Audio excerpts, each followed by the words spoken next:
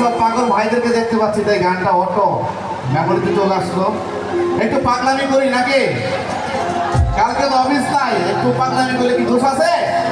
একটু চিল্লায় বলতে হবে, দোষ আছে নাকি? ও বাবা, হরেক রকম পাগল লইয়া এই হরিণ হাতি মিলাই মেলা। আরে বাবা তোমার দরবার একটু চিল্লা বলতে হবে, কে পাগলের মেলা? চলো যাই।